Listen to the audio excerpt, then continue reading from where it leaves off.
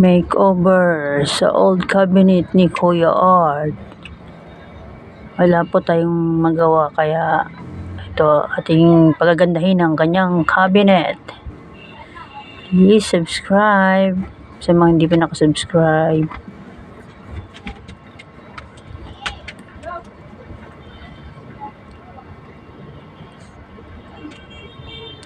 Shoutout po sa ating new Venus member, si Chana Vlog 19. At sa ating mga full support members,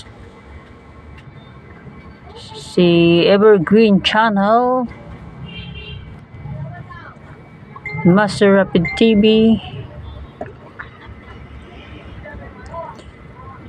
No, Everyday is a Living Testimony, Boss A ng GM3 TV,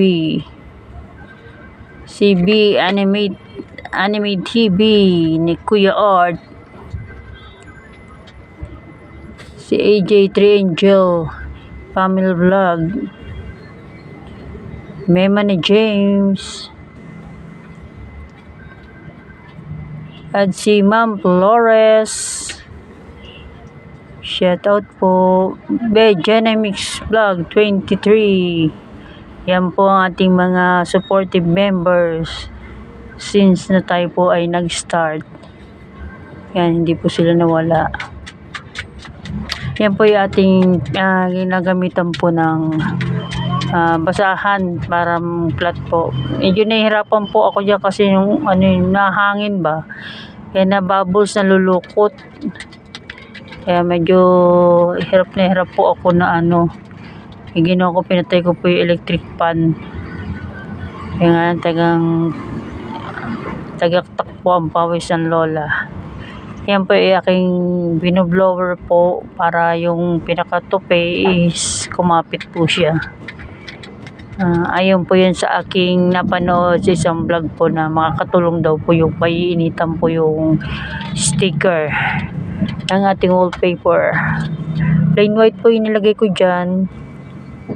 Hindi ko alam kung parang dapat yata hindi plain white kasi makadumihin, pero gusto ko kasing maging maganda kinalabasan ba, malinis ba. Yan. Tapos tayo sa gilid, likod naman. Special shoutout nga pala sa ating mga generous super chatter since I was started in YT journey. Yan po, marami po sila. Much appreciated po, and bless you more po guys. Salamat po sa inyong suporta. Hindi ko po maisa-isang nandyan po ay ating pong ipaskill. Yan po yung mula ako ay na-monetize. It's about 2 years na po akong na-monetize dito sa YouTube channel ko. Yan po na busy-busyhan man andyan pa rin po sila. Maraming salamat guys sa ating mga super chatter. Ayan po sila. Salamat po. God bless you po. Yan po, ibabaw naman po yung aking dindikitan. Ayan. Yan talaga kailangan medyo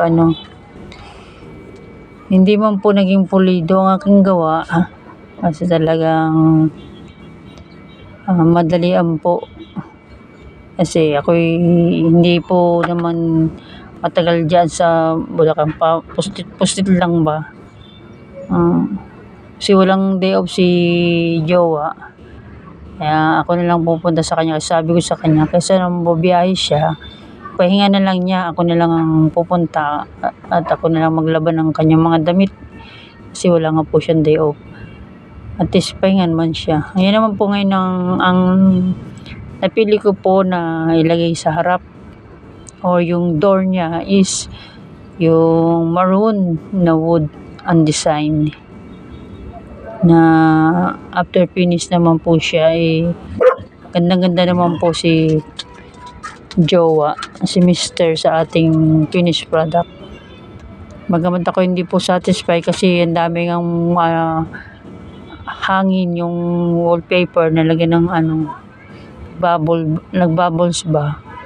Kasi nga nakabentilador ako kasi hindi pwedeng di nakabentilador dyan kasi super kulob. Yung kwarto na yan ang pansamantalang tinutuluyan ni Kuya Arts sa kwarto na yan. Solo po niya yan. Dati po siyang opisina ng kanilang warehouse. Kasi may mga dumating pong mga boy na kasama niya po ay pinagamit na po yung kwarto niya. At sila po ay dilipat ng Santa Maria. Ito pong warehouse na to ay sa Marilao, Bulacan po.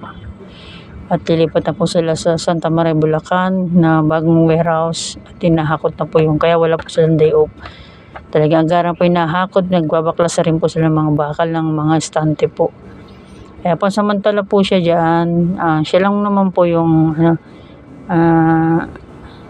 caretaker o katiwala ng siya na rin po ang personal supervisor po ng kanilang warehouse. Stay in po sila. Yan. Kaya pag day off lang siya nauwi. Wala pong day off kaya hindi siya makaluwas ng Maynila. Kaya ako na po ang pumunta. Yan po, kita nyo naman po, mas talagang dyan ako naging satisfied kasi talagang pulido. Walang bubbles talaga ang pagkakagawa ko po sa pintuan. Kasi wala pong electric pa na po yan. Kaya yan po, tinanggal ko na po yung sombrero kasi hindi ko na po talaga kaya. Yung init ba? Kaya naman po ako nagsombrero kanina kasi para doon sa pawis ba. Hindi man sa mata ko yung pawis, maharang sombrero. Pero dahil di ko nga kaya, tinanggal ko na rin yung sombrero kasi talagang tagaktak na po yung aking pawis dyan. Kasi kulob po yan yan pong kwarto na yan, opisina po na naka-aircon kaya kulob siya. Pero dahil nahihiya naman kaming gumamit ng aircon kasi nga lang tiwala lang sa mag-aircon na hindi po kami ganun. Kaya kahit may aircon po siya, kahit sabihin na libre ang kuryente ni Kuya Art dyan, ni Jowa, ay hindi po kami nagsamantala. Lang po namin sapat na po yung may ventilador na magagamit. Kaya po yan po, sa loob naman po tayo ngayon, ginagawa po natin para magmukha naman po siyang malinis. Ultimo yung loob ay ating babalutan. Ayan po ang ating tuloy-tuloy na sa akin ngayon pong voice over nag-uumpisa na pong pumatak ang ulan dito po sa aking kinalalagyan. At ito nga po inano po natin yung gilid, nilagyan po natin ng white. Talagang daming paritaso talaga. Bali ang nagamit ko pong rolyo dito is 2 white at isang wood. Yan na maroon. Gusto ko sanang maroon lahat. Kaso parang gusto ko may ibang kulay na nakahalo siya. Kaya ganyan ang ginawa ko. Inano ko lang siya ng pinaka divider niya o sahig ng cabinet nilagay ko ng maroon. At yung pinaka gilid yan po, ayan na po si Mr. si Kuya Art po, ayan nag-supervise na po siya, obserbahan po niya yung kaya aking ginagawa. Ayan naman, excited na rin siya makita yung finished product kaya sinili po niya yung aking ginagawa.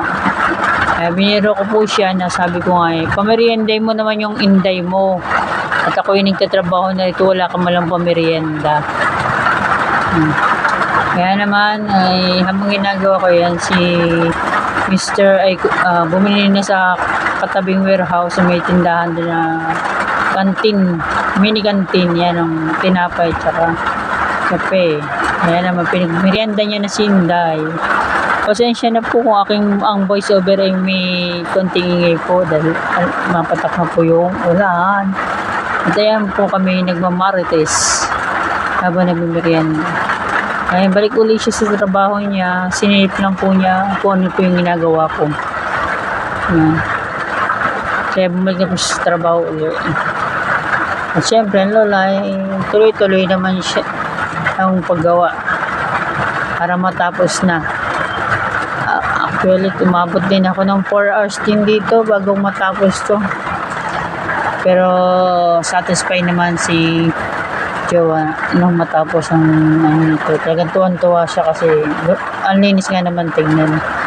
Kaya sa mga ano dyan, yung mga old cabinet natin, yun to gawin natin para hindi naman siya magmukhang luma, maging aliwalas naman ng ano, konting ano lang yan, color combination lang. Pero kung gusto ko talaga simple lang siya na ganyan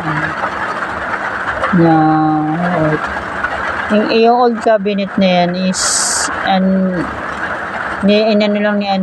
ni-repair lang ni Mr. ni Kuya Art yan sa kanila. Tapos nilagyan niya ng paa. Kaya naman ako hirap sa lalagay ng wallpaper. Kaya rin siguro naglulukot-lukot yung gawa ko sa sticker kasi nga nagalaw yung cabinet habang ako yung kakabit ng wallpaper kasi siya po ay may gulong. Sabi niya ilalagyan daw niya ng damit. Kaysa bumili daw ako ng drawer o closet na lalagyan ng damit, ilang piraso lang naman damit niya dyan. Kaya sabi niya may cabinet naman daw na luma, kanyang i-repair na lang. At ito nga yung nagawa nga niya, mga rita-ritasong kahoy inayos niya. Tapos nalagyan niya ng pintuan. Ayan, cabinet na. Sabi niya ilagyan daw niya ng damit para pag nalipat niya sa bagong bodega guys, may lalagyan na siya ng damit. Para bubuhatin na lang yung damit ko dyan. Tapos lalagyan niya lang ganyan ng padlock para hindi sa pano pwede niya maiwan-iwan. Kung meron man siyang bagay na pwede ilagay sa cabin, ipapadlock na lang. Ayan po, ngayon malapit na po tayong matapos sa ating makeover sa cabinet na ginawa ni Kuya Art, na lumang cabinet.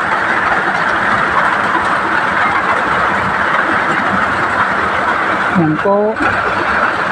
Ayan ako ay pati po yung pinaka loob po niyan talagang nakabalot po siya. Ayan. Balot yan loob. Kaya pansinin nyo po, hinihila ko po lagi yung cabinet kasi ito po ay lagi na may gulong laging nagalaw. Ngayon po ay tayo ay bandang ilalim na ang ating cabinet. Yung pinakailalim po niyan gusto daw po niya may drawer pero wala na nga raw pong kahoy kaya nagano lang siya ng karton.